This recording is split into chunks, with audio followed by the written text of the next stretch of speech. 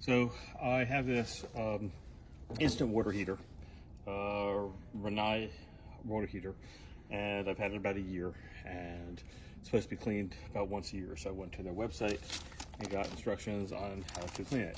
And it's actually, I looked at the manual, for the part number that's on here. I looked up the manual, and then it actually had the details in there on how to flush the heat exchanger. So it says to get a submersible pump. This is a 1/5 horsepower submersible pump that I picked off of Amazon. You also need 2 washer hoses, one for the cold side and one for the warm side, and those are right here. 2 water hoses for the washer.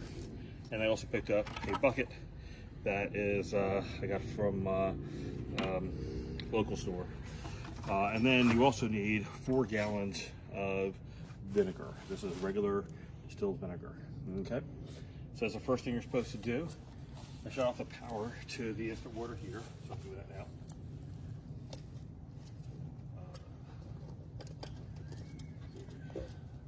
So now the power shut off to this. Second thing you got to do is shut off the gas, which is over here. Now, come close. So when you see these like this, and they're in line, it means it's on. To shut it off, you have to go like that. So now the gas is shut off. After you do that, you're supposed to shut off the cold and hot valves to the water, which are these 2 over here. So I use this over here to shut these off.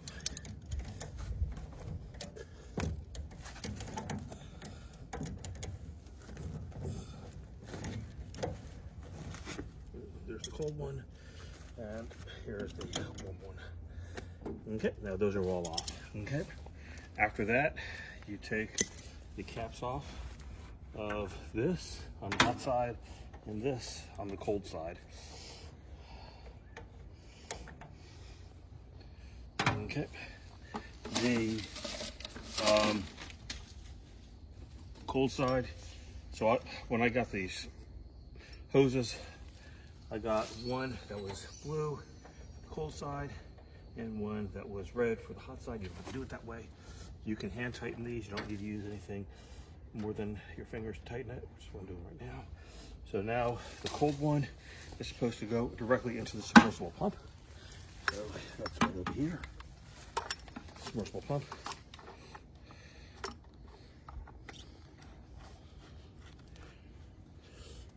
And you're supposed to put that in here.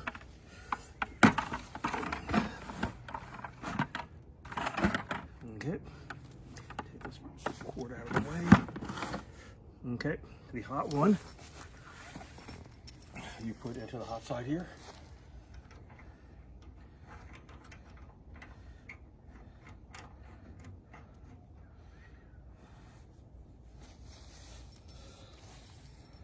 Like this. Okay. You then put these 4 gallons of vinegar into here. So I'll do it in a minute. You shut off, actually you turn on both of these bypass valves, and what will happen is the vinegar will go into here on the cold side, it'll come out on the hot side. Okay. There's instructions afterwards on what you do to flush it with water. So in the book, in the page that comes from the manufacturer, tells you how to wash out with water and how to reverse exactly what you just did in order to be able to put everything back together properly, including putting these back to off, putting these back open, and also turning on the gas and the electric. So that's pretty much it. It's pretty easy to do. So I filled up the bucket with vinegar. So that's 4 gallons of vinegar. It then says to turn both of these sides on. Using the bypass valves here. So this one is on. This one is going on now. Okay, and then this is to turn on the pump and just leave it on for an hour. So this is how you turn the pump on. Very simple.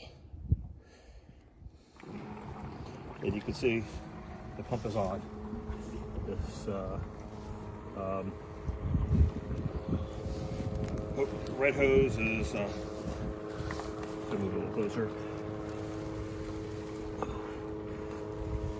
There we go.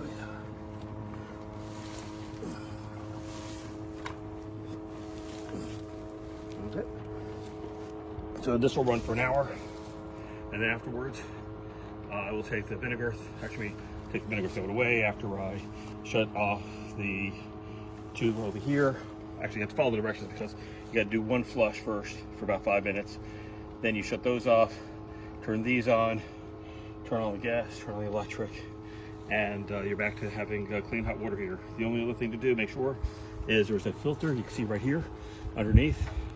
After you finish everything, make sure to clean that filter out.